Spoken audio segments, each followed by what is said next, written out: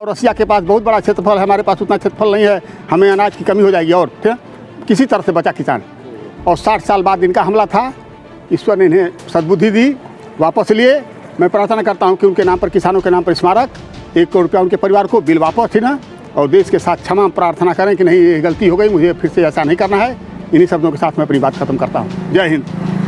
Sir बताएं, आज किसानों के 3 काले कानून को जो शोर हो रहा था उसको आज वापस लिया है सरकार ने, क्या कहेंगे इस पर? बहुत बड़ा नुकसान हो गया किसानों का।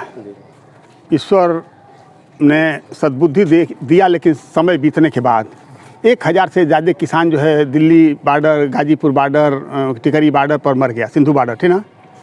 और प्रधानमंत्री को बुद्धि, प्रधानमंत्री न किसान हैं, न गृह मंत्री किसान हैं, उनके मंत्रिमंडल में जो किसान हैं उन्हें धक्का मार करके पीछे किया गया है, ठीक ना, उन्हें पीछे किया गया है।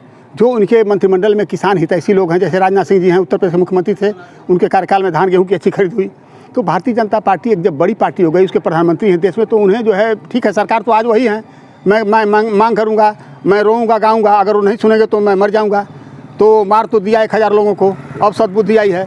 मैं ईश्वर से प्रार्थना करता हूँ कि हे ईश्वर उन्हें सद्बुद्धि दे कि ये बिल वापस ले करके पूरी तरह से संसद से पास करा कर, जैसे लागू हुआ था संसद से पास करा करके ख़त्म करें, ठीक।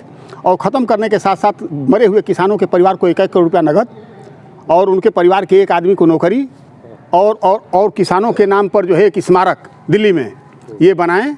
और बनाने के बाद देश की जनता से, देश के किसानों से क्षमा प्रार्थना करें कि मुझसे गलती हो गई, ठीक ना, अब से ऐसी गलती किसानों के साथ नहीं होगी। क्यों? हाड़ मांस पसीना ठंडक गर्मी झेल करके कैसे अन्न पैदा होता है वो मैं जानता हूँ, मैं किसान हूँ, ठीक ना। जो किसानी करता है वो जानता है कितने कड़े संघर्ष के बाद अन्न पैदा होता है। मारा अभी बरसात हुई थी, कितनी फसल बर्बाद हो जाए, मैं बता रहा हूँ आपको, कलेजा टूट जाता है देख करके। हाँ, क्षण भर में हम लोगों का सपना चूर हो जाता है, क्षण भर में हम लोग का सपना चूर हो जाता है। लेकिन हम लोग क्या करें, ठीक ना।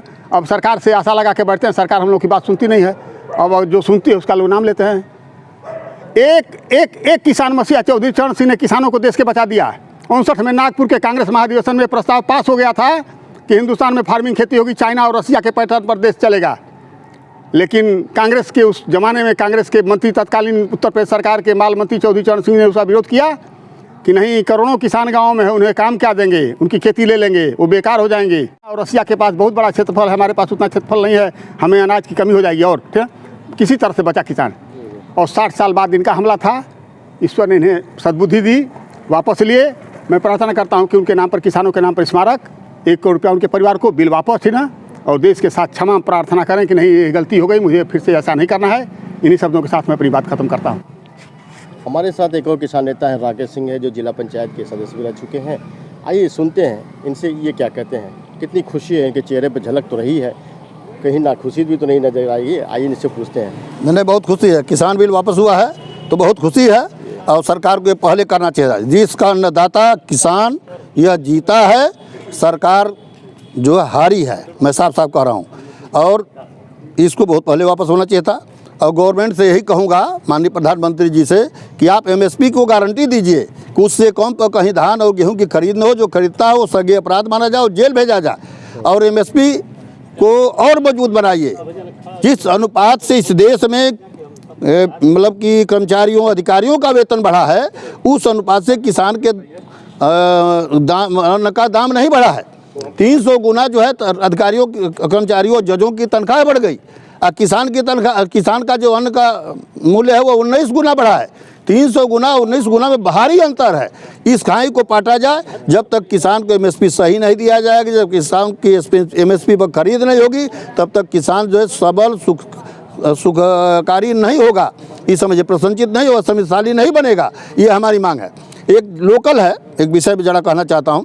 इस जनपद में 55 वर्षों में भारी भीषण बाढ़ आई थी, सड़क तक पानी आ गया था, हर घर गिर गए थे, मकान गिर गए थे। तो इसकी क्षति का फीडिंग जो है दे दिया गया राजस्व कर्मचारी लेखपालों को। लेखपाल जिससे पैसा पाया मऊ जनपद में, उसका फीडिंग किया, जिसने पैसा नहीं दिया उसका फीडिंग नहीं किया।